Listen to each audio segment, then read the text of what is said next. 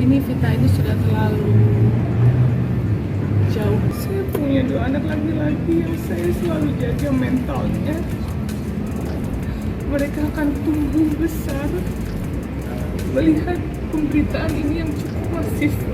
Rumah tangga Paula Verhoeven dengan Pak Im Wong sudah resmi kandas. Keduanya resmi bercerai pada Rabu 16 April 2025 lalu. Pasca bercerai, Paula Verhoeven terlihat mulai angkat bicara terkait kisruh rumah tangganya terdahulu dengan Pak Im Wong dalam tayangan di YouTube Deddy Corbuzier. Paula mengaku bingung dengan tuduhan perselingkuhan yang ditujukan kepada dirinya. Paula juga mengatakan bahwa dirinya dan Pak Im ketika masih berumah tangga mewajarkan untuk saling berbicara maupun curhat dengan lawan jenis. Lantaran Pak Im Wong melakukan hal yang sama dengan lawan jenis, sehingga Paula mengira hal itu bukanlah kesalahan.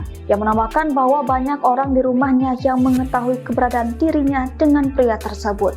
Paula juga menjelaskan saat keduanya berada di kamar, posisi pintu tak dikunci. Paula lantas mengungkap bahwa ia memang sudah lama dekat dan kerap curhat dengan Niko. Ia menyebut Niko telah bersahabat dengan Baim selama puluhan tahun, bahkan sudah seperti saudara sendiri. Istri dari Niko pun disebut akrab, baik dengan Paula maupun dengan keluarga mereka. Paula juga menjelaskan bahwa keterlibatan pria tersebut dalam hubungan rumah tangganya bukanlah hal yang tiba-tiba, melainkan sudah terjadi sejak awal pernikahan. Menurut Paula, keberadaan Niko itu di rumah juga bukan tanpa alasan, karena memang diizinkan langsung oleh mantan suaminya. Sebagai istri, Paula mengaku hanya mengikuti keputusan tersebut, yang menegaskan bahwa semua ini hanyalah kesalahpahaman Baim semata.